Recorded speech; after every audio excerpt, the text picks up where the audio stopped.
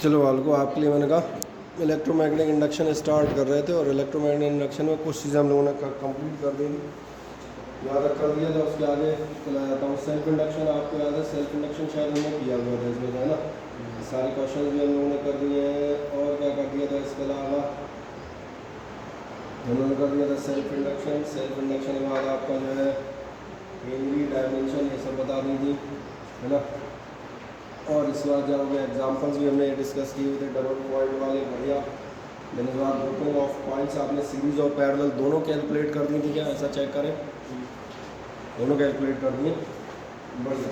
तो फिर आप एक काम कर दें, जो आप दोनों चले आते हैं तो एक सिंबल नेक्स्ट चले आना और अगला चले आना self inductance of a circular coil, ये आपको बतानी होंगे, है ना। सीरीज और ग्रुपिंग तक हम पहुंच गए थे। इन डेरिवेशन देख लें, 3-4 डेरिवेशन का सेट है, आपको लगातार में आएगा। सबसे पहले तो आप चेक कर लें self inductance of a circular coil. Self inductance of a circular coil पे जाओगे तो लास्ट राउंड में मैंने आपसे हल्का डिस्कस किया था, इधर देखें ध्यान से। Self inductance of a circular coil करोगे तो बहुत साधारण से बेस पे मैं आपसे बताऊँ, आप इसका डेरिवेशन कंप्लीट कर सकते हैं और ये अक्सर आते रहने वाली चीज़ों में शामिल है। अगर आपको किसी कॉइल का सेल्फ इंडक्शन चाहिए तो फिर से बताया था, अगर देखें आपको चाहिए L = π/I। ये मेरी बात समझ में है, ये कंप्लीट हो गया। तो फिर कौन सा रह गया था इसमें, अच्छा सॉलिनॉइड हो गया, चलो बढ़िया, तो अच्छी बात हो गई। तो दूसरा देखा क्या हो गया, सॉलिनॉइड भी हमने किया हुआ था μ0Li वाला, ठीक।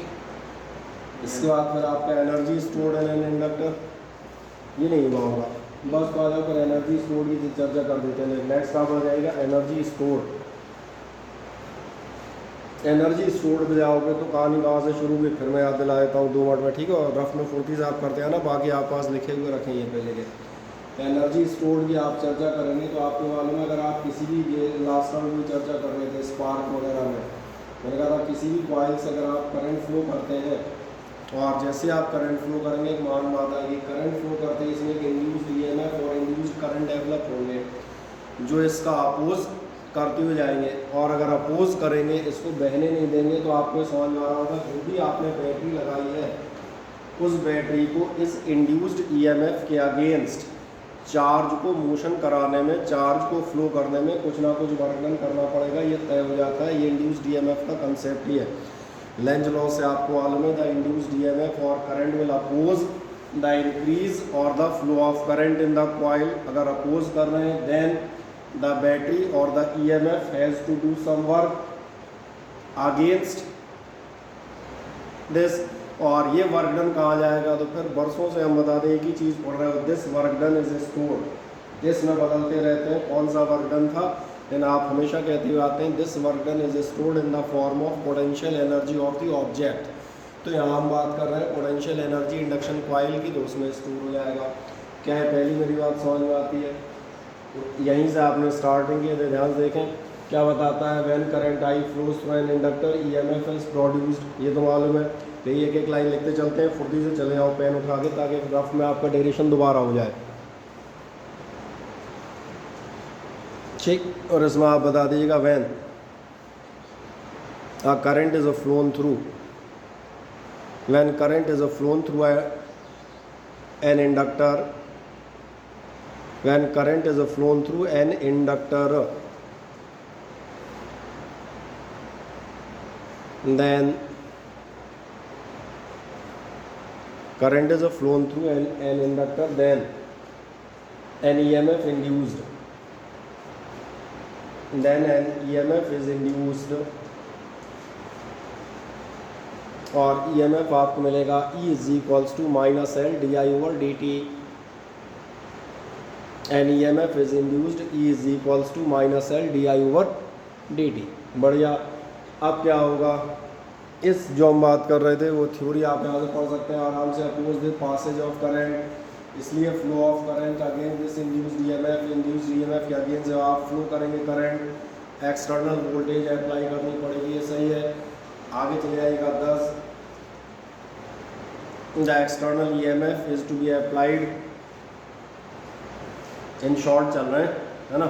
दस एक्सटर्नल EMF, क्योंकि अब तो रफ में हो, external EMF is to be applied, कितना करोगे इतना ही करोगे, E is equals to LDI/dt, E is equals to LDI/dt। और आगे जाएगा work done by 8 for the flow of charge, work done by 8 for the flow of charge.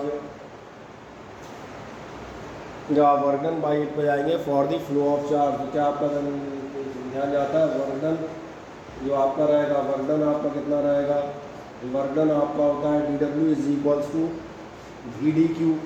अब हमने वोल्टेज की जगह क्या लिया है, E, तो कितना हो जाएगा, dW is equals to VdQ। रख दो वैल्यू अगली लाइन में, dW होगा LDI/dt डॉट dQ।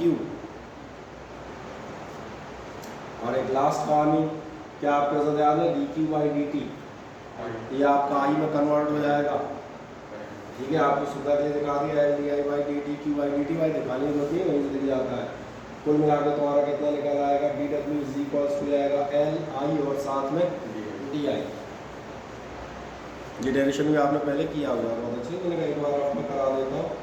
और LDI जैसे ही आ गया तो लास्ट कहानी, दस दी टोटल वर्क डन, वो हमेशा की तरह मालूम है, इंटीग्रेट करके निकाल लोगे तो निकाल दो work done, W is equals to integration of LI/DI।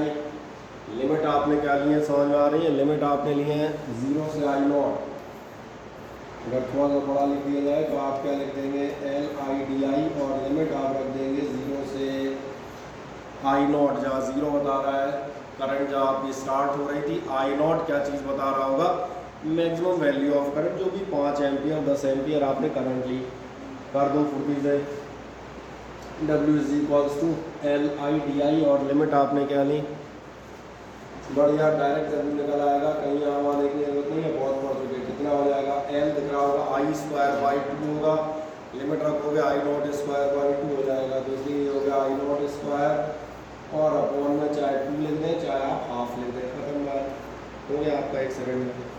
निकालते हैं W is equals to LI0²/2, आप कह सकते हैं हाफ LI0²।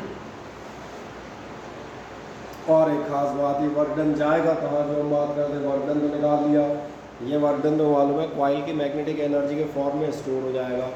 उसी मैग्नेटिक एनर्जी को आप दिखा दें, नीचे बताएगा दिस वर्क डन, या शॉर्ट में लिख दो, it is stored in form of potential energy और मैग्नेटिक एनर्जी,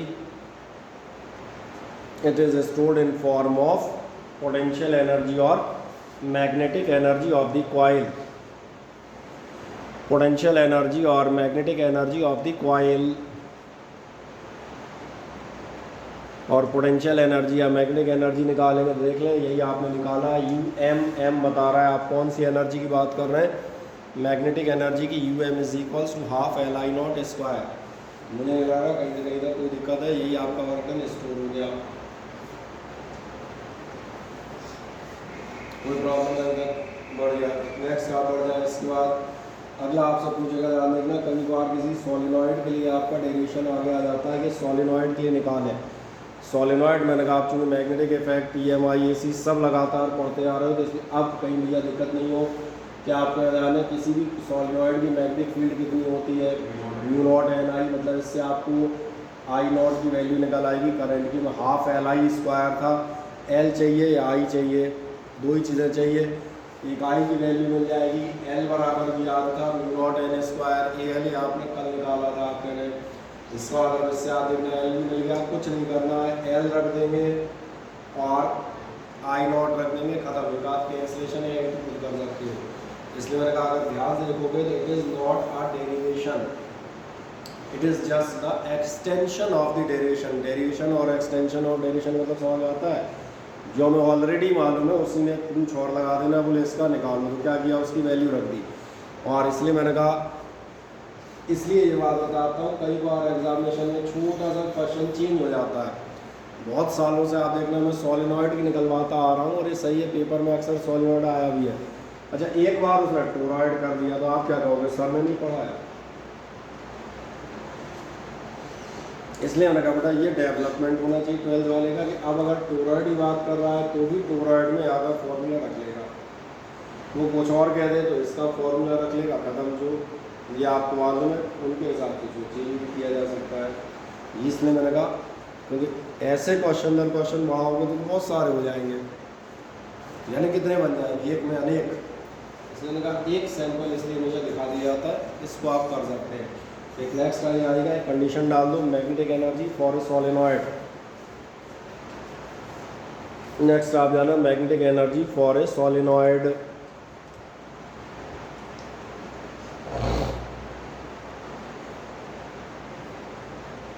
और magnetic energy for a solenoid में एक छोटा सा काम करें, इसमें आप दिखा दें बड़े मज़े से।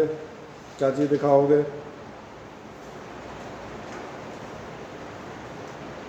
दिखा दिएगा फॉर सोलेनॉइड बी बराबर mu naught N I not. जैसे म्यू नॉट एन आई लेते हैं, पर यहाँ हमने करंट कितनी ली है, आई नॉट ली हुई है, तो इसको आराम से आप रख दें mu naught N I not. इस वाला पहली वैल्यू निकाल लें, पहली वैल्यू आपकी कितनी निकल आएगी, आई नॉट की निकल आएगी, B upon mu N, mu naught N. सही है। ऐसे ही दूसरा दिखा दें, नीचे चले जाइएगा, एंड एल बराबर, एल आपका होता है mu naught N square L. जब दोनों मिल गए चाहे तो एक काम कर देना, अब चूँकि तुम लिख ही रहे हो तो कॉपी में अपन कैसे लिख देते हैं, इसको वैल्यू नंबर 1 मान लेते हैं, खत्म बात। सही ना, दोनों दिखा दी 1 और 2, और नीचे चले आना, hence U M is equals to half L I naught square. रख दें आराम से, कितना हो जाएगा आपका, half mu naught N square A L dot B upon mu naught N square.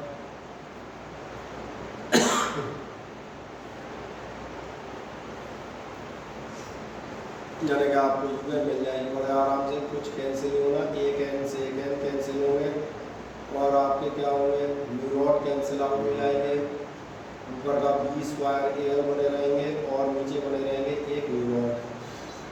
यानी फाइनल आपको रिजल्ट मिल जाएगा half B square A L upon mu not.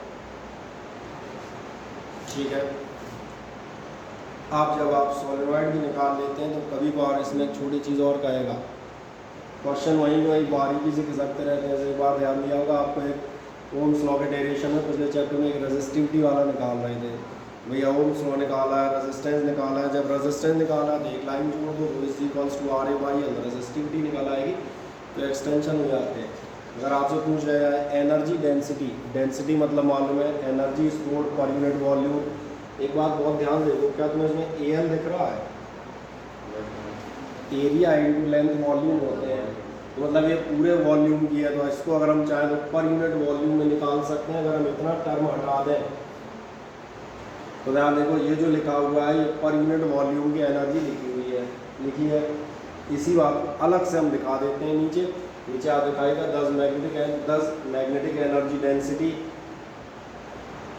10 magnetic energy density dash मार के आप बताएंगे energy stored per unit volume.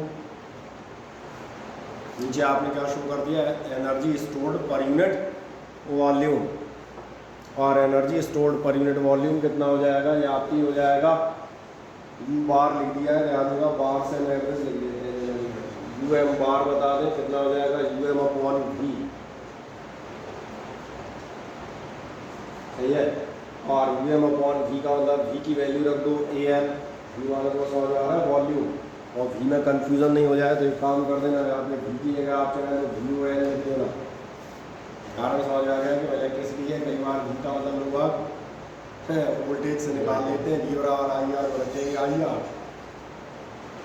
निकाल देंगे तो साफ लिख देना you M upon volume.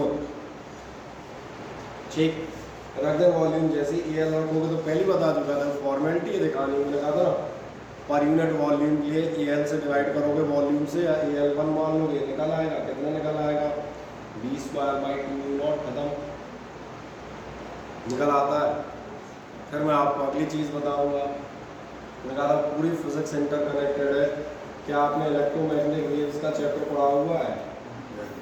Electromagnetic wave में आप ध्यान से दिन जाके देखना, जो प्रॉपर्टीज़ आपके पास लिखी हैं उसमें लिखा है electromagnetic wave consist of two types of energy, electrical energy as well as the magnetic energy and magnetic energy density. ये आपकी आती है b² और इलेक्ट्रिकल एनर्जी की डेंसिटी कितनी आती है ये भी याद दिलाता हूँ। कौन से चैप्टर की बात कर रहा हूँ, इलेक्ट्रोमैग्नेटिक वेव की। उसमें दिया हुआ आता है आपकी इलेक्ट्रिकल एनर्जी डेंसिटी होती है 12ε0E²। अब तो कहोगे ये कहाँ से आ गई, तो बताऊँगा। इसके लिए तुम्हें जाके पढ़ना पड़ेगा चैप्टर ऑफ कैपेसिटेंस या कैपेसिटेंस, वहाँ आपने इसको प्रूव कर रखा है। मैंने कहा सारी चीज़ें अलग अलग जगह प्रूव है और कहीं ना कहीं जाके फिर से मिलती जाती है। बोलो क्या हो गया? अच्छा ऐसा नहीं हो गया, चलो ये तो समझ में आते हैं। अब आप नेक्स्ट ले आए तो छोटे छोटे सवाल आपको सेल्फ इंडक्टेंस और फ्लक्स से करा दें आज, फिर एक म्यूचुअल इंडक्टेंस उसका टॉपिक बचेगा था ट्रांसफार्मर का एक हाफ एन आवर का। तो म्यूचुअल इंडक्टेंस में तो कुछ खास बताना नहीं है, ट्रांसफार्मर ही एक बार रिपीट कर देंगे। इसलिए लगा चैप्टर एंड पर आपके लिए पढ़ा जा रहा है इस क्वेश्चन को। पहला क्वेश्चन आपसे क्या कहते हैं आता है, ये क्वेश्चन आपसे कह रहा है और rectangular coil of dimensions 10 centimetre into 5 centimetre has 50 turns of wire. एक रेक्टेंगुलर कॉइल है, डायमेंशन ये दी है और 50 टर्न ऑफ वायर है। क्या आपको ऐसा समझ में आ रहा है? ये डायमेंशन दी है ये एक्चुअली कहीं ना कहीं आपको दिया गया है इनडायरेक्टली एरिया, जो आपसे कह रहा है 50 टर्न्स से आपको दिए हैं and it is placed in a uniform magnetic field of intensity 0.2 Tesla, यानी हम ये मान के चलेंगे ये आपको दिया है मैग्नेटिक फील्ड बी। और आगे बढ़ेंगे, calculate the magnetic flux linked with it. आप इससे लगा हुआ मैग्नेटिक फ्लक्स कैलकुलेट करें। क्या आपको नजर में फ्लक्स का फॉर्मूला अपने लिए होता है phi = MBA cos थीटा। शायद इसमें थीटा से रिलेटेड कंडीशंस दी गई है। क्या कह रहा है, when the plane of the coil is parallel to the magnetic field. और बहुत ध्यान से इस स्टेटमेंट को पढ़ना। क्या कह रहा है, जो मैंने कहा था इसको जरूर ध्यान से पढ़ लेना कि यही गलती करोगे। Plane of the coil is parallel to the magnetic field. जब plane of the coil parallel है तो नॉर्मल 90 डिग्री पे होगा। इस पर हम रोज चर्चा कर रहे हैं, इसलिए मैंने कहा जब आप इस क्वेश्चन में आएंगे तो शायद फर्स्ट पार्ट की हम बात कर लेते हैं। फर्स्ट पार्ट में जब आप जाएंगे तो फर्स्ट पार्ट आपसे क्या क्या कहेगा, MBA cos थीटा में लग रहा है M के मैंने 50 टर्न, B आपका दिया हुआ है 0.2 टेस्ला, आपको A दिया हुआ है 10 सेंटीमीटर इंटू 5 सेंटीमीटर। चाहे तो एक साथ 10-4 कर देना, नहीं समझ में आ रहा तो मैं तो सबसे सिंपल मेथड जाता हूँ भाई आप सेंटीमीटर ऐसे तो कन्वर्ट कर ही सकते हैं। और क्या कह रहा है, पैरेलल, तो इसका मतलब मैंने कहा था कॉस कितना होगा। और एक मजेदार बात है, इस क्वेश्चन में आपको कैलकुलेशन करने की जरूरत ही नहीं, ये बराबर डायरेक्ट हो जाएगा। सही है, कहीं कोई समस्या?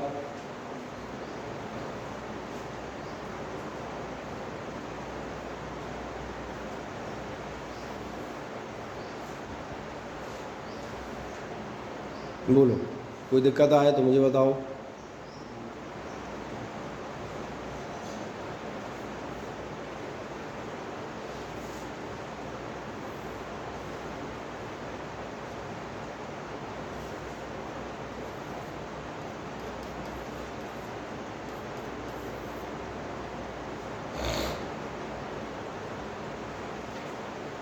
सेकंड वाला आप कर लेंगे, normal to the magnetic field वाला।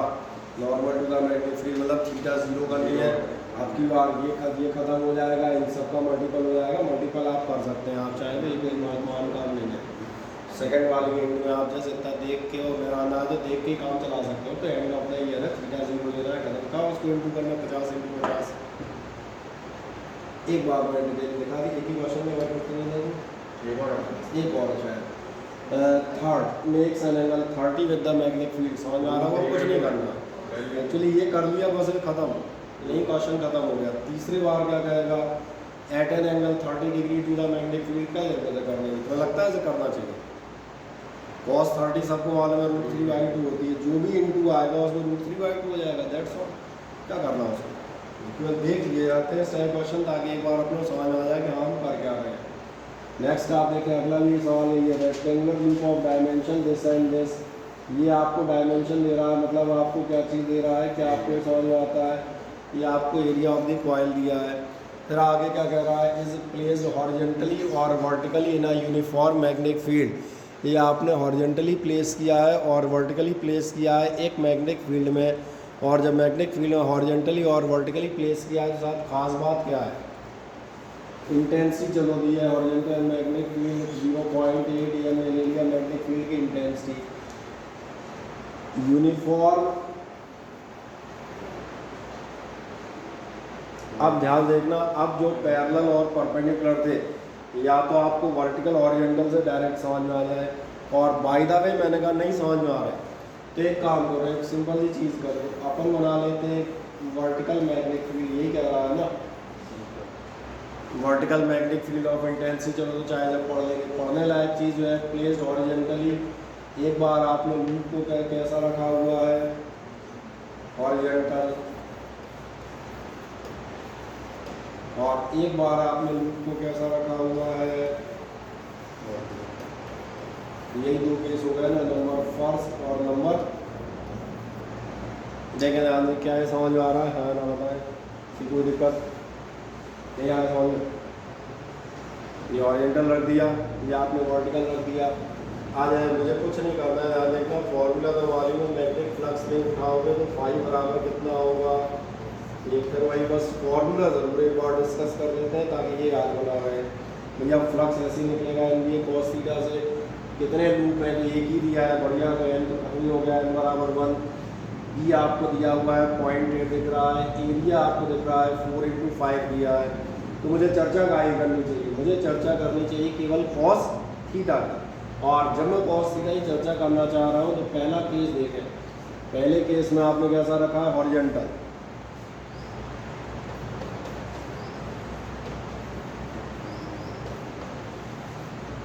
और जिन्हें हमने कहा अभी भी कंफ्यूजन रहता है उनको एक बार फिर से दिखा देते हैं।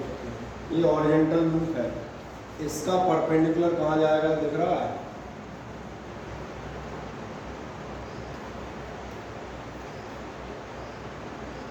और इसका परपेंडिकुलर कहाँ को जाएगा, हाँ या ना। एंगल आप कहाँ से नापते हैं, नॉर्मल से।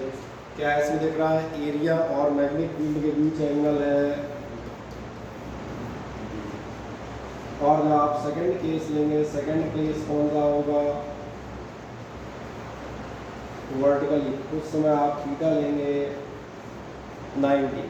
पहले आप फिगर से दिखा दें, फिर मैं उसको डायरेक्ट निकालना दिखा दूंगा। तो पहले फिगर वाला इसलिए ताकि आपको समझ में आ जाए।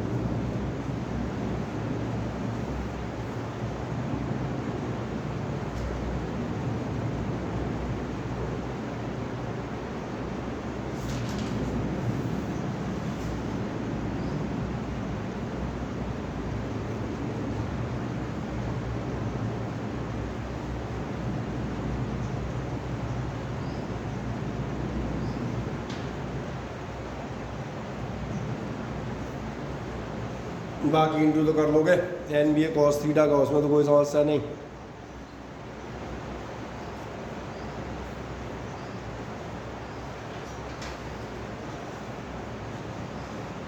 हाँ ना बताएं, नहीं। अब ध्यान देखो, हम दोनों कैसे अचानक से बिना फिगर बनाए भी निकाल सकते थे अगर हमें पैरेलल और परपेंडिकुलर वाली कंडीशन याद है। देखो आपका लूप कैसा दिया है आपने, हॉरिजॉन्टल, और मैग्नेटिक फील्ड कैसी है, वर्टिकल। मतलब समझ में आ रहा है, फील्ड वर्टिकल है, लूप हॉरिजॉन्टल है, मतलब दोनों कैसे हैं, परपेंडिकुलर हो गए, थीटा 0 आएगा।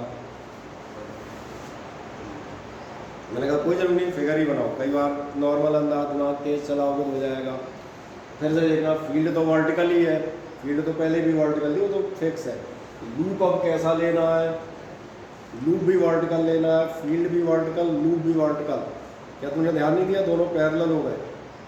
और अगर दोनों पैरेलल हो गए तो थीटा कितना आएगा, तो चाहे इतना घूम के चले जाए आराम से समझ के, चाहे डायरेक्टली निकाल सकते हैं। उन्होंने कहा अभी आपके पिकअप पे है कि आपको सब्जेक्टिव कितनी पकड़ है, उस हिसाब से आप तुरंत निकाल सकते हो। क्या हो जाएगा क्वेश्चन, इंटू तो नहीं करने बैठूंगा। नेक्स्ट आप चले जाइए, अगला आपसे कह रहा था magnetic flux linked with a coil reduces from this to this in this much second calculate the EMF induced in the coil. आपका फ्लक्स इतने से इतना रिड्यूस होता है इतने सेकंड में, तो आप उसका क्या चीज़ बताएं, EMF इंड्यूस्ड बताएं। कैसे बताओगे EMF इंड्यूस्ड? सबसे सिंपल बता दूं, फैराडे सेकंड लॉ ले लो, सही है ना। फ्लक्स चेंज हो, जैसे ही ऐसा करोगे मेरे ख्याल में E इज इक्वल टू कितना होता है, माइनस d∅/dt, यानी कितना आ जाएगा, ध्यान देखना, माइनस d∅। कितना हुआ आपका, कहाँ गया, 12 से लेके 6 तक आपका गया है, तो कितना चेंज हो गया आपका, ये हो गया 6 इंटू जो भी रहा होता था 10-3 है ना, 10-3 माइनस 12 इंटू 10-3 और अपॉन में आपका dt बोले तो ओरल निकाल सकते हो। 0.01 का मतलब होगा 1/100, 100 से इंटू कर देना, तो ये बचेंगे 10-1। ध्यान से देखो, ओरल कैलकुलेशन करता हूँ, इधर देखो, इधर मैंने कहा ये 1/100 होगा, 100 से इंटू कर दो तो 10 की पावर रह जाएगी -1, यानी 10 से डिवाइड करना है। 6 - 12 कितने होंगे, 6 डिवाइड बाई 10 कितना निकल आएगा। और वोल्टेज मालूम ही आपको, यह वोल्टेज वोल्ट भी नापते हैं, मेरा दिमाग लगाएंगे तो तेजी से आप कर सकते हैं।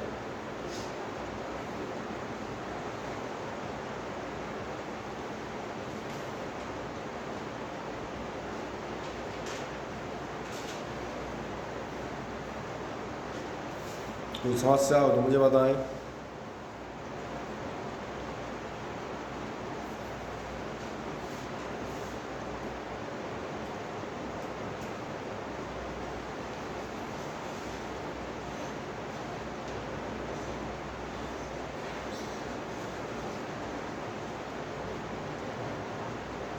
ठीक, अगला ध्यान देखना, अगला भी इसी का मॉडिफाइड फॉर्म में, बहुत ध्यान देखो, पिछले और अगले क्वेश्चंस का मिक्सअप है।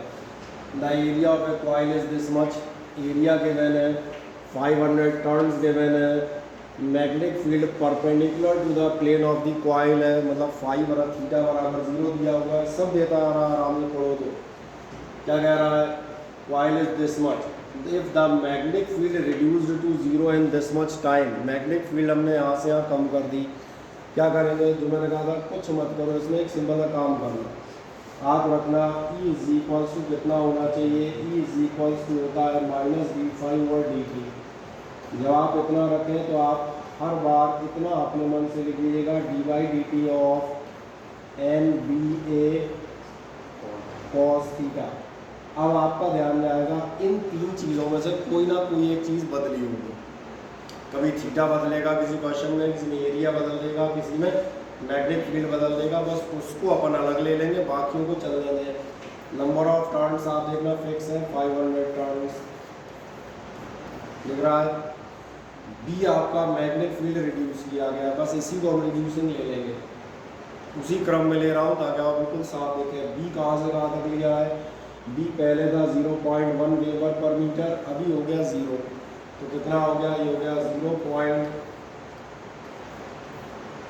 ठीक है, तो अब मिक्सअप तो नहीं हो रहा है, दूर है ना, ठीक।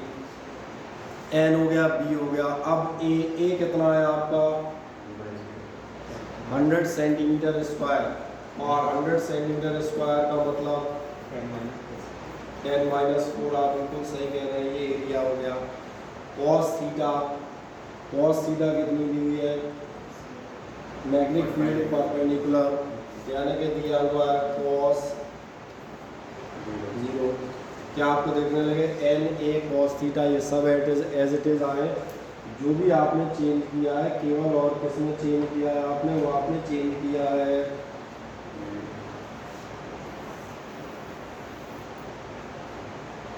और अपॉन में एक चीज़ और जाएगी, और अपॉन में क्या चीज़ जाएगी, अपॉन में आपका दे रहा होगा dt, और dt कहीं ना कहीं दिया होगा, कितने टाइम में आपने किया है, 0.1 सेकेंड में, तो ये हो गया 0. खत्म, निकल गया आपका EMF। अब कहीं कोई समस्या हो मुझे बताएं, कोई समस्या नहीं दिक्कत।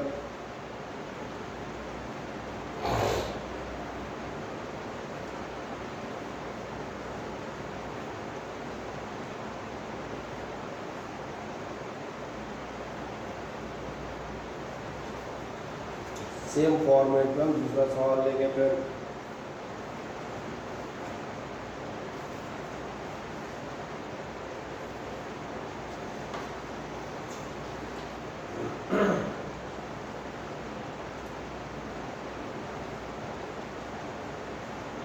ये बाकी कैलकुलेट कर लेना, वो समझ आ रहा हो 12th वालों के लिए। इस स्टेज में आके तो पॉइंट 1 का इंट नहीं सिखाया जाएगा।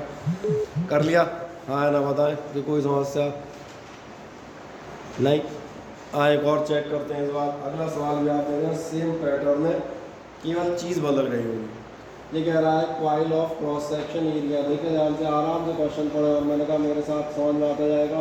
Coil of cross section area this much having 50 turns, N आपको दे रहा है 50 turns, is placed normally in a uniform magnetic field. Normally मतलब समझ में आता है, नॉर्मल परपेंडिकुलर, यानी यहाँ भी आपको दिखा देता हूँ, आपको दिया हुआ है थीटा इज इक्वल्स टू 0। और मैंने पहले कहा था क्वेश्चन आप तभी कर पाएंगे when you are reading question in blocks. पढ़ो आराम से, तुम्हें ध्यान जाएगा। मैं तो क्वेश्चन ही इतना धीरे पढ़ता हूँ, मेरा 90% वैसे ही सॉल्व हो जाता है। Coil of area this much, N this much, theta, N A theta सब लिख रहे हैं, बी और दिया होगा नहीं। Uniform magnetic field of intensity this much, बिल्कुल दिया है, हो गया सारा कार्यक्रम। यानी बी भी दिया हुआ है। अब केवल इतना देखना बचा है कि बदल क्या रहा है। चारों चीज़ें जो दे दी, कह रहा है if the coil is then withdrawn from the magnetic field. इसके बाद आपने मैग्नेटिक फील्ड से विड्रॉ कर लिया। मैग्नेटिक फील्ड से विड्रॉ करने मतलब समझ में आ रहा है, मैग्नेटिक फील्ड से हटा लिया मतलब मैग्नेटिक फील्ड 0 हो गई। क्योंकि ना तो नंबर ऑफ टर्न बदले, ना एरिया बदला है। बदला क्या है आपने, या तो कोई कहेगा फील्ड इज रिमूव्ड, उसका भी इनडायरेक्ट मतलब ये आएगा, फील्ड इज रिमूव मतलब फील्ड 0 हो गई। या हमने कॉइल ही रिमूव कर ली, तो ध्यान में आ रहा है ये B1 दिया है, और ये जो दिया है देन विड्रॉन, इसका मतलब आपको B2 इज इक्वल्स टू बाद वाला कितना दिया हुआ है। क्या लैंग्वेज क्लियर हो जाती है?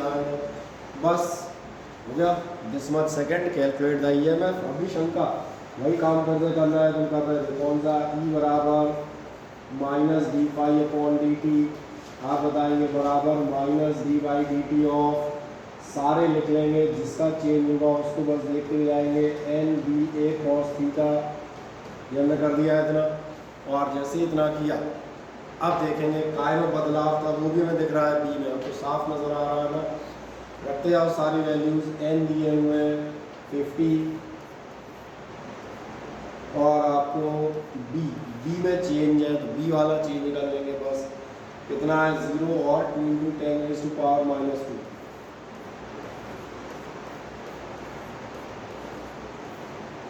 क्या इतनी कहानी समझ में आ गई? सबसे मेन चीज़ यही लिख रहा था बस, B समझ में आ जाए। B की जगह हम क्या लिखेंगे, चेंज इन B, और बाकी A cos थीटा नहीं, A आपका दिया है 100 × 10⁻⁴, cos थीटा आपको दिया है कितनी थी, 0 डिग्री, और टाइम भी दे रहा होगा। टाइम कितना दे रहा था, 1/10 सेकेंड। बढ़िया, तो इसका क्या है, तो वैसे ऊपर जाके मल्टीप्लाई हो जाएगा। बताया मुझे एक एक लाइन में सवाल निकालने समझ में आ जाएंगे। हाँ, ये कि तुम्हें एग्जाम में ऐसा हो, देखना तुम्हें एग्जाम में नीचे लिख देना एक आध लाइन,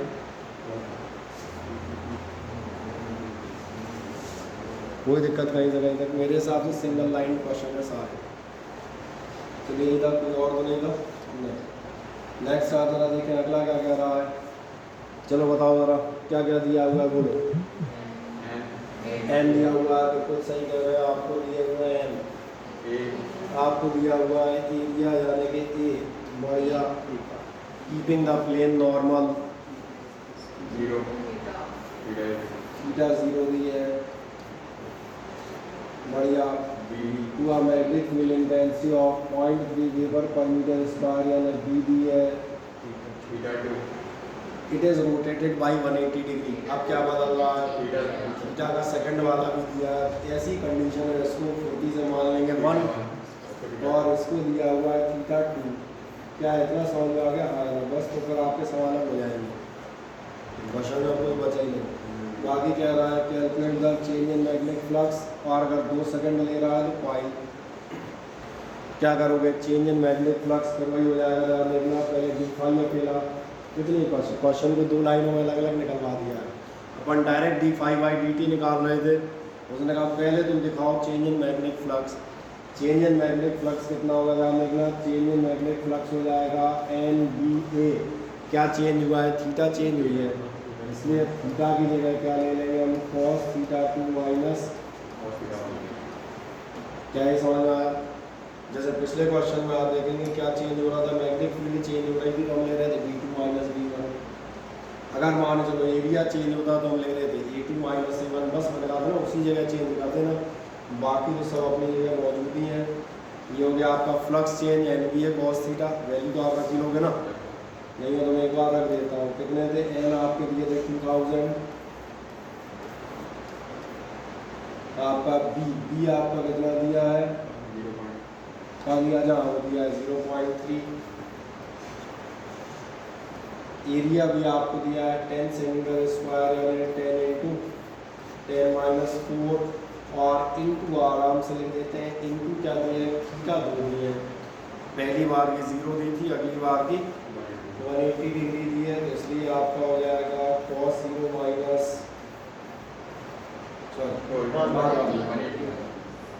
बार वाली 180 है, तो इसको ये 1 ये 1 टुकड़ा था और ये 0 सब घुस गए, और माइनस क्या हो जाएगा,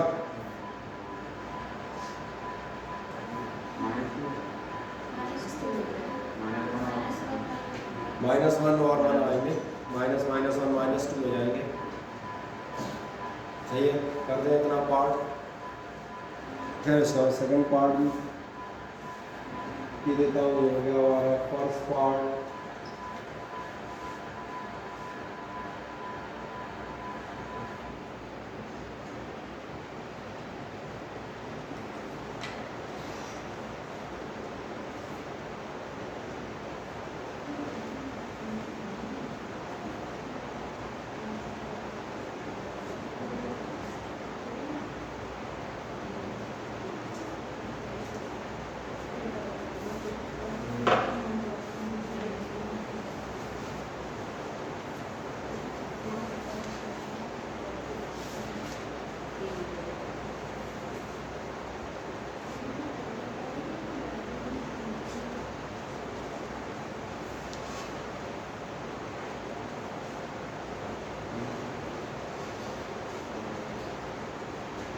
क्या इतना मिल गया, हाँ होगा।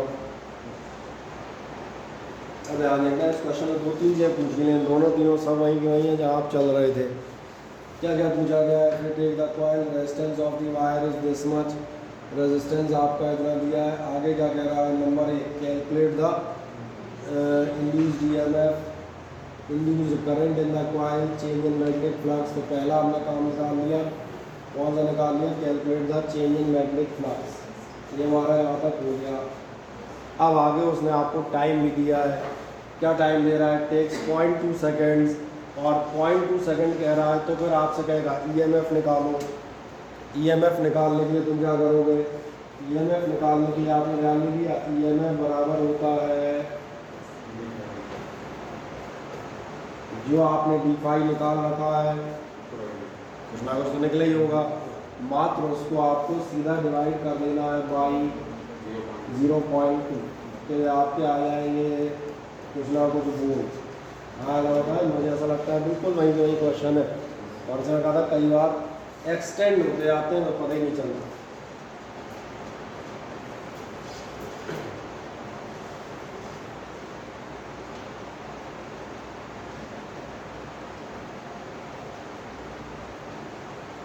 मिल गया।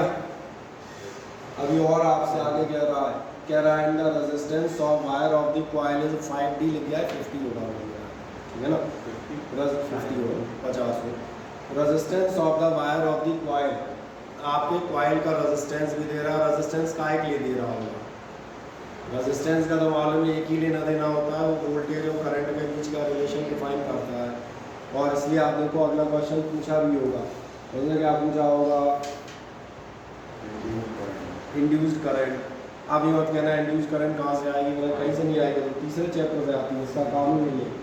यू आप बताएंगे I is equal to voltage upon resistance, यानी जो भी आया हो उसको आप डिवाइड कर देना 50 ओम से कुछ ना कुछ एम्पियर में निकल ही आएगी। इसलिए कहा कई बार क्वेश्चन वहीं आगे एक्सटेंड होते आते हैं कि नंबर में 2 नंबर ये क्वेश्चन कितने का हो जाता है 3 नंबर का, एक चीज़ और पूछ।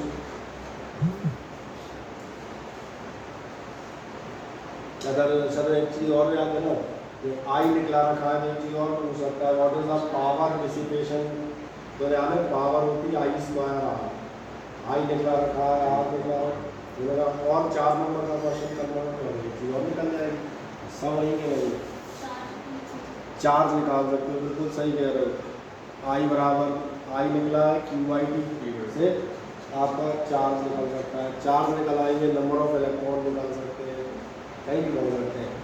लास्ट क्वेश्चन है कंसेप्चुअल पूछा था, how are the above quantities affected if the coil is rotated more rapidly, अगर आप कॉइल को और तेज घुमाएं तो क्या होगा, इन क्वांटिटीज़ का क्या कुछ बढ़ेगा कम होंगी, सही कह रहे हैं। स्पीड ज़्यादा करेंगे तो क्या आपको ध्यान है जितना तेज़ घुमाएंगे जितना रेट ऑफ चेंज ज़्यादा होगा उतना ही आपका ईएमएफ ज़्यादा होगा, और ईएमएफ ज़्यादा होगा तो सीधी बात उतनी ही करंट ज़्यादा हो जाएगी। तो आप यही बताएंगे उचित आंसर क्या होगा लिख दो, कई बार लैंग्वेज में अटक जाते हैं।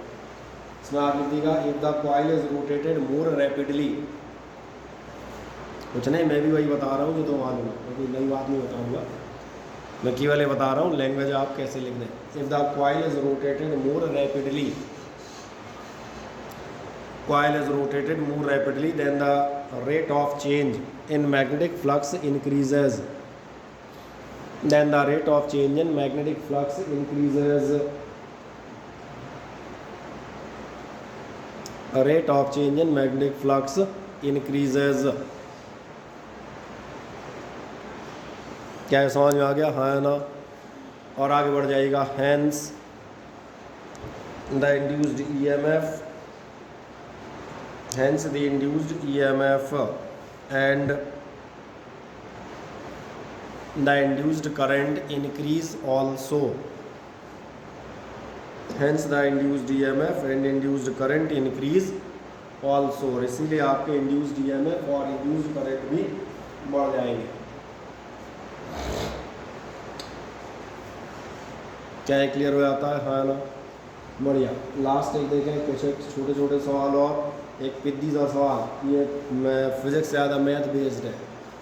आप coil is placed in a magnetic field B such that the direction of magnetic field is normal to the plane of the coil, यानी आपको कॉस थीटा की चिंता नहीं करनी है, कॉस थीटा 0 है, कहीं से कहीं तक कोई समस्या नहीं है।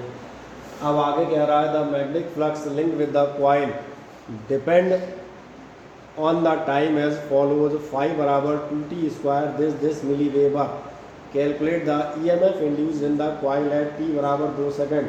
आइडिया लगता है कैसे होगा, डिफरेंशियल कर देंगे, बढ़िया समझ में आ गया। इसलिए कई बार क्या अपने ऐसे क्वेश्चन भी आते हैं जिनका अपने को आइडिया होता है, तो अपन कुछ नहीं करेंगे, अपन करेंगे e बराबर हो जाएगा minus D pi by D T, आपकी मैं डायरेक्ट लिख दूँगा, ठीक है।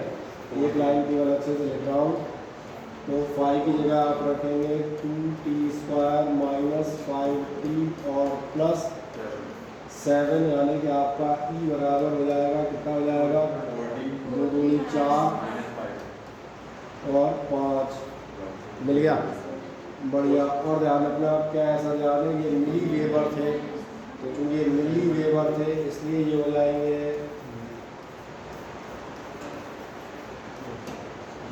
मिली वोल्ट, वेबर में नापते हो वोल्ट आता है, डिवाइड बाई 10 में, डिवाइड बाई 100 में। अब एक लास्ट काम, क्या हमारा क्वेश्चन पूरा हो गया, जरा सा और बचा है, जरा सा क्या बचा है, वो ये बचा है, कहीं भी होगी भी है, सही कह रहे हैं, बस इतना लिख देना, एट t बराबर 2 सेकेंड, t बराबर हो जाएगा आपका एक माइनस शायद e बराबर हो जाएगा माइनस टी कितना का 2 है,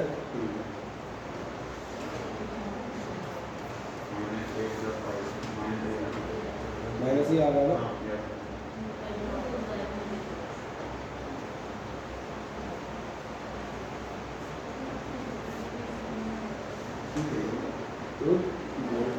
अच्छा वोल्ट लिख दिया मैंने, उसको मिली वोल्ट कर देना, वो सही कर दो, वोल्ट लिख दिया मैंने।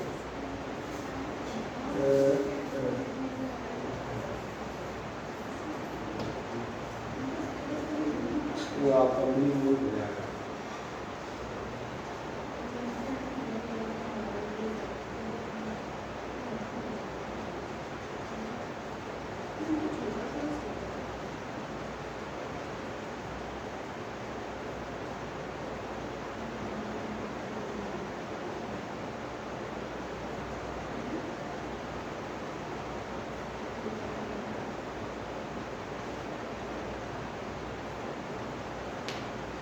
मिल गया, कोई प्रॉब्लम नहीं जनरली? और चेक करें जरा एक बाद। अगला आपसे कहता है on passing a current of 1.5 ampere in a coil of 800 turns. दिख रहा होगा करंट दिया हुआ है, नंबर ऑफ टर्न्स अब इतने क्वेश्चन कर चुका तो दिख रहा है, कितनी जरूरत नहीं पड़ेगी। The magnetic flux linked with it is this much. क्या क्या दिख रहा है? इसमें दिख रहा है आपको आई दिया हुआ है, आपको एन दिया हुआ है, आपको magnetic flux linked with it यानी यहाँ से कहते हैं आपको फाई दिया हुआ है। Calculate the self inductance of the coil. तो फिर आप कॉइल का सेल्फ इंडक्टेंस बताएं। और सिंपल देखो, फाई डायरेक्ट दिया है, आई दी है, एल बराबर कितना हो जाता है? फाई अपॉन है, यहाँ समझ में। अब आप एक काम करेंगे, आपको मालूम है, चलो ऐसा लिख देता हूँ।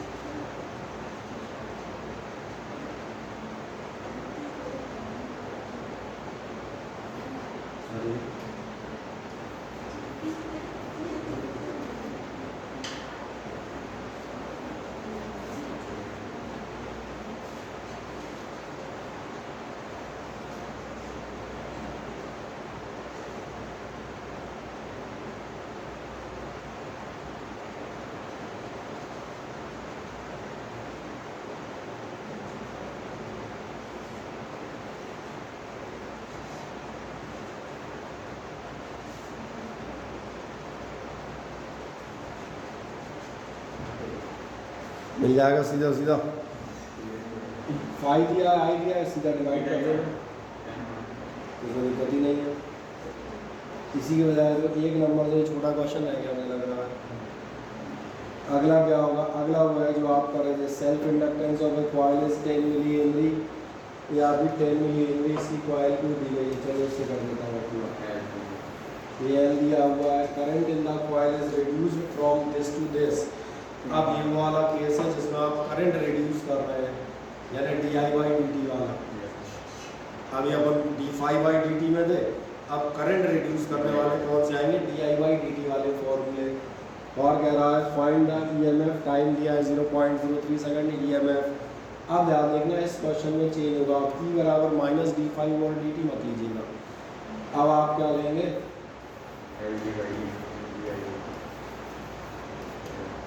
तो ये क्वेश्चन आपका करंट चेंज से रिलेटेड बस हो जाएगा, हो जाएगा। कहाँ हो जाएगा? Self inductance of a coil is 10 milli henry. Milli का मतलब मालूम है,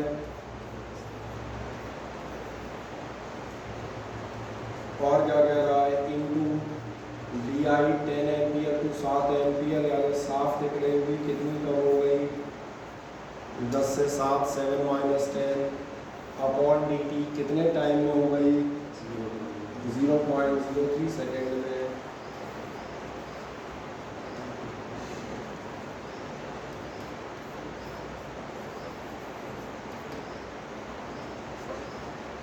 ये मैंने कहा था दूसरा टाइम बन गया।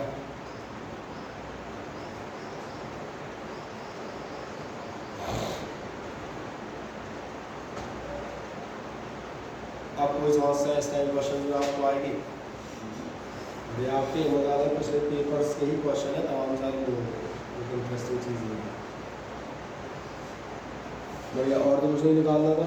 यूज़ है। कई बार एक्सटेंशन क्या आ जाएगा वो बता देता हूँ, जो भी पिछली बार दिखाया था। यूज़ DMF 1 नंबर का क्वेश्चन खत्म है। अभी अपन इसको 2 नंबर में पूछेंगे, तो क्या करेंगे, यहाँ पर एक लाइन लिख देंगे, the resistance of the coil is 100 ohm, then find the induced current also.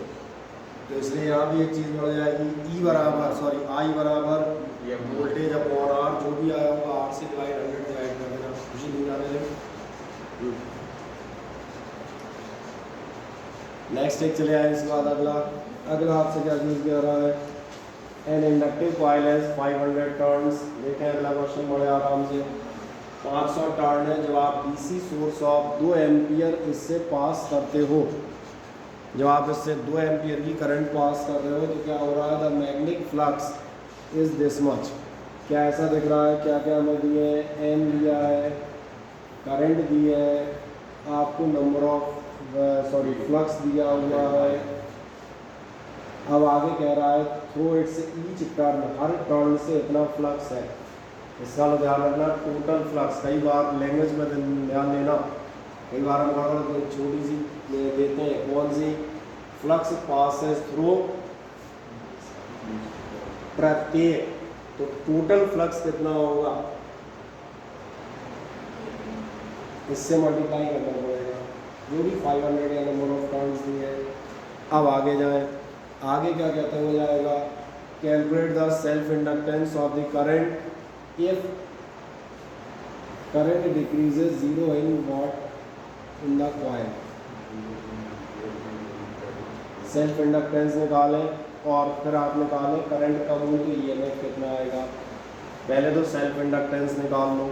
Self inductance कैसे निकलता है, याद है,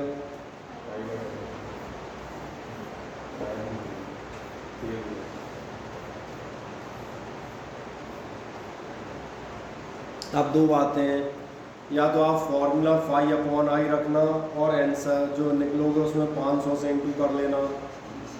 तो क्या ऐसा समझ में आता है, इसलिए मैं फॉर्मूला चेंज नहीं किया है, मैं चेंज कर रहा हूँ, 500 थे ना,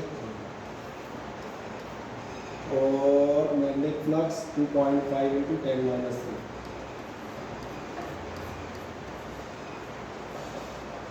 मुझे बताया 500 से इंटू करना समझ में आ गया।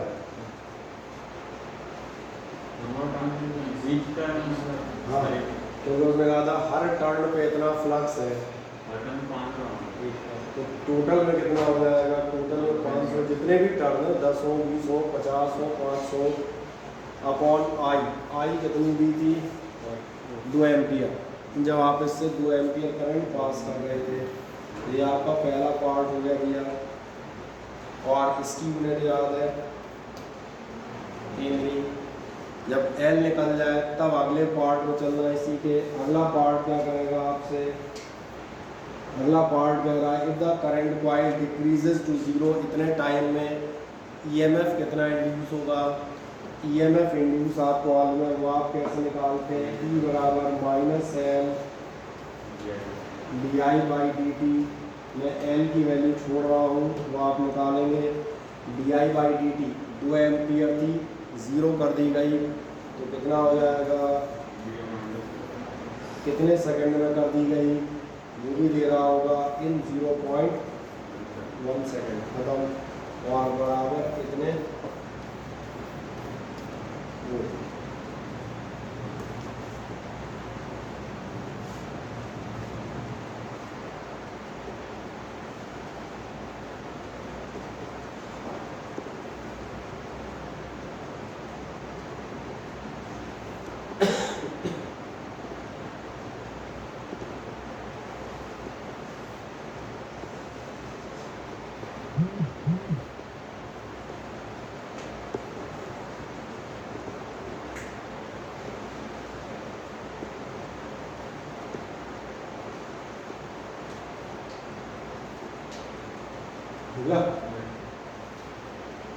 कोई समस्या आ रही है तो मुझे बताइएगा। एक बार इन क्वेश्चन को घर जाके प्रैक्टिस ज़रूर कर लेना आजकल में, ताकि आपको परमानेंट हो जाए।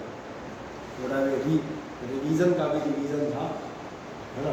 हाँ, अब एक नेक्स्ट चलिए, अगला क्वेश्चन ओरल है, शुद्ध मौखिक। जिसका न्यूमेरिकल नाम की चीज़ से कोई लेना देना नहीं है, ये आपके सामान्य ज्ञान पर डिपेंड करता है। देखो ध्यान से, ये कह रहा है self inductance of an air conductor increases from 0.01 to 10 milli Henry.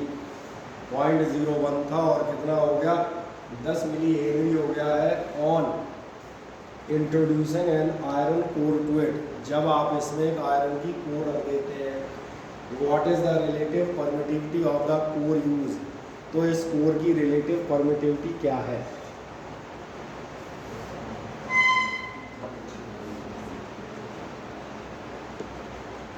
पहले अंदाज लगाओ, कैलकुलेशन को छोड़ो, पहले अंदाज लगाओ कैसे निकलेगा। क्या आपका याद है, हर बार कोर, सोलेनॉइड, ट्रांसफार्मर, गैलेवेटर, हर बार वो आपसे कहते हुए आए जब भी आप सॉफ्ट आयरन कोर रखोगे तो आपकी इंडक्टेंस या जो भी चीज़ है कितने टाइम्स बढ़ेगी, रिलेटिव परमिटिविटी टाइम्स बढ़ेगी। अब ये बताओ ये कितने गुना बढ़ रहा है, कितने गुना बढ़ गया मुझे बताओ।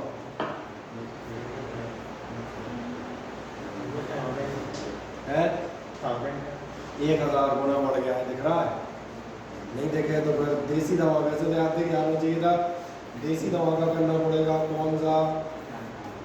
फिर तो हमें लग रहा है 0 से 0 काटोगे, पता नहीं क्या करोगे, वो तो जाने तुम क्या करोगे, 1000 सही है मेरा। समझ में आ गया ना। वो कह रहा है ये चीज़ इतने गुना बढ़ गई। अब बताओ रिलेटिव परमिटिविटी क्या है, तो पता है जितने गुना बढ़ती है वही रिलेटिव परमिटिविटी टाइम्स हम कहते आ रहे हैं। जिसने लगा था इसका आंसर ओरल है, इसमें एक सिंपल काम कर दीजिएगा। तो आप बताइएगा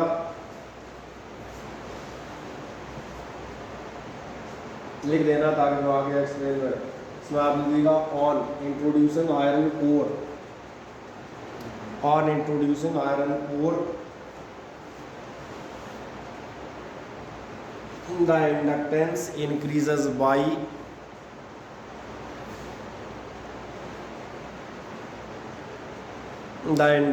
increases by mu r times, mu r times चल जाएगा ना रिलेटिव परमिटिविटी की जगह, और mu r times चलो और देसी कर देते हैं बिल्कुल ही, नीचे बता देना hence mu r बराबर इतना, increases by mu r times, तो कितने गुना बढ़ रहा है, सिंपल बता सकते हैं mu r is equal to कितने गुना बढ़ रहा है, 1000 गुना।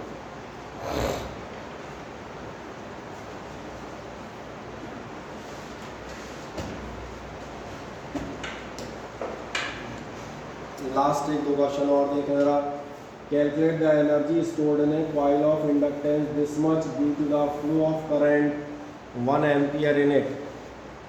आप किसी कॉइल की एनर्जी कैलकुलेट करें, जो आपकी सेल्फ इंडक्टेंस दी 100 मिली हेनरी यानी एल दिया हुआ है, ये साफ तौर पे आपको समझ में आए, और आपसे क्या कह रहा है flow of current of 1 ampere, यानी आपको आई, या चाहे तो आप इसे आई नॉट भी लिख सकते हैं, कोई दिक्कत नहीं। देखें इंडक्टेंस वो सॉरी हाँ इंडक्टिव एनर्जी तो अभी आगे निकाल दी ना आपने, तो इसको अपन यही कर दें, कितने में हो जाएगा, क्या हो जाएगा, U N is equals to आपका कितना था, हाफ एल और आई नॉट का स्क्वायर मिल रहा है, क्वेश्चन ही हो गया, क्योंकि आई नॉट का स्क्वायर वहीं का वहीं, कुछ नहीं होना, तो 1 एम्पियर थी वो 1 ही रह गया। एल कितनी दी थी 100 मिली हेनरी, और आधा कर दो तो 50 मिली बचेगा, कितना हो जाएगा 50 मिली का मतलब, तो एनर्जी को मालूम है काय में ना आपको, अरे ऐसा नहीं आया समझ में, पूरा ही हो जाएगा। आई नॉट स्क्वायर 1 का स्क्वायर करके थोड़ी करोगे, हाफ एल, एल का आधा 100 का आधा भी 9 किस निकलेगा 50।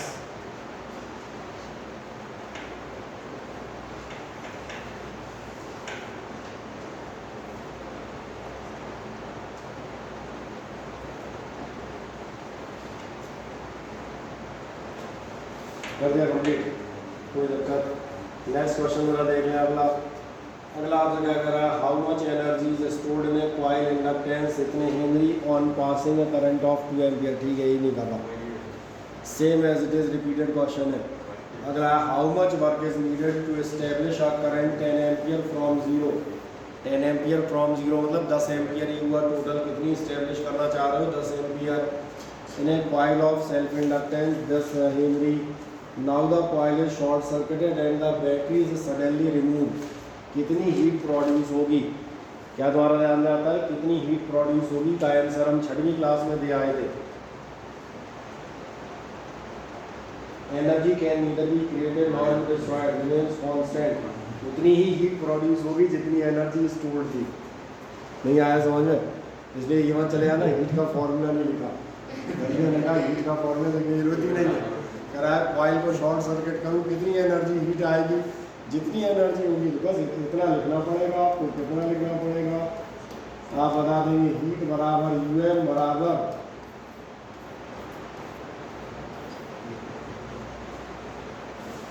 नहीं आया समझ में? जितनी एनर्जी स्टोर है वही तो हीट में कन्वर्ट करोगे भाई। बाकी में लग रहा है मिल जाएगा। शायद एल भी दिया है हेनरी, करंट कहीं दी है वो दी थी ना 10 एम्पियर।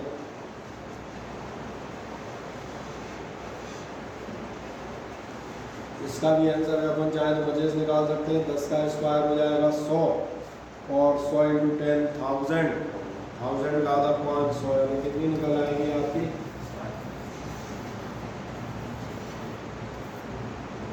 500 जूल हो गया। That's all.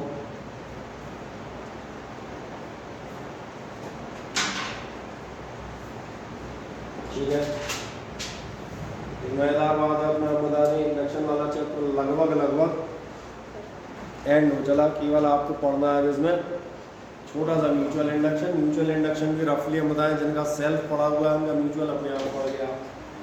सेम डेफिनेशन है, सेम हमने कहा बस प्राइमरी और सेकेंडरी कर देना है। प्राइमरी के चेंज से सेकेंडरी में आ रहा है। अरे इधर सुनो मुस्कान सुनो। सेकंड हम बता दें केवल और केवल आपसे मेनली डिस्कस करना होगा ट्रांसफार्मर और एक आध छोटी मोटी चीज़ें और, तो अगले टर्न का आपका फुल एंड फाइनल फिनिशअप हो जाएगा। और थोड़ा सा बता दें टाइम को टाइमली आ जाया करोगे। तुम लोग लेट आ जाते हो यार। 7:15 है अच्छा कितना भी जल्दी करो। 7 का 7:15 तो अनजाने भी हो जाता है। 7:15 ही रहो तब बेचारा थोड़ा कोना वोना छोड़ पाएंगे। क्या आप 4-6 दिन और है कहानी, इसको अच्छे से निपटा लो।